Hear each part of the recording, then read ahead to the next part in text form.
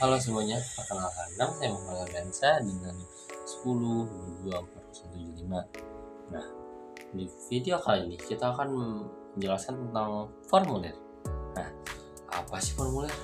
Nah, formulir adalah dokumen yang digunakan untuk merekam terjadinya transaksi. Lalu, formulir di sebuah dokumen itu sendiri adalah karena peristiwa yang terjadi di dalam organisasi direkam atau didokumentasikan atas senjari kertas. Nah, contoh formulir itu sendiri ada formulir faktur penjualan, ada formulir zona, ada formulir buku besar, dan ada formulir lainnya. Lalu kita ada juga jenis-jenis formulir. Yang pertama, formulir satu set, formulir continuous, formulir tanpa kasbon, lalu formulir dengan tinta magnetis, dan yang terakhir ada formulir optical karakter. Nah, ada juga nih manfaat-manfaatnya. Yang pertama, untuk menentukan hasil kegiatan. Yang kedua, untuk menjaga aktivitas-aktivitas dan utang-utang perusahaan. Lalu yang ketiga, untuk memerintahkan suatu pekerjaan. Yang keempat, atau yang terakhir, untuk menyusun rencana kegiatan, penilaian akhir, dan penyesuaian rencana. Lalu, formulir digolongkan menjadi dua.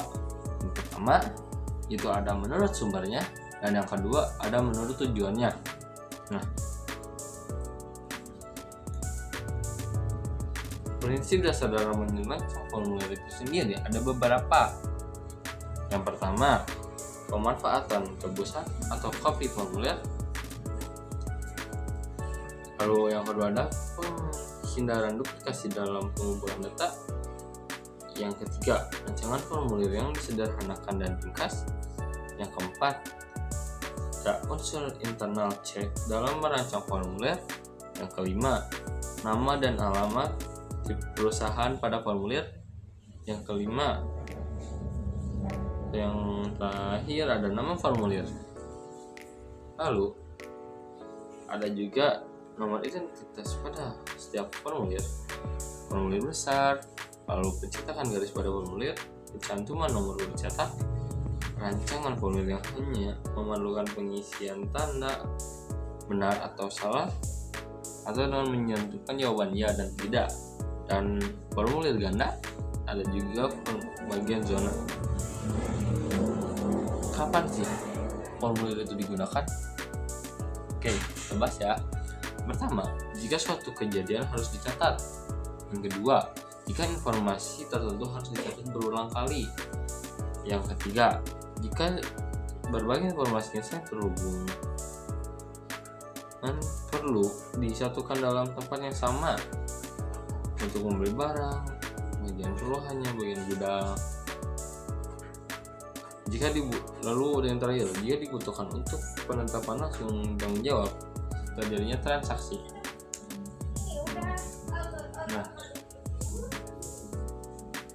ada juga nih pemanfaatan penggunaan formulir teknologi atau secara formulir elektronik. Yang pertama, tidak pernah kehabisan formulir. Yang kedua, tidak pernah ketinggalan zaman.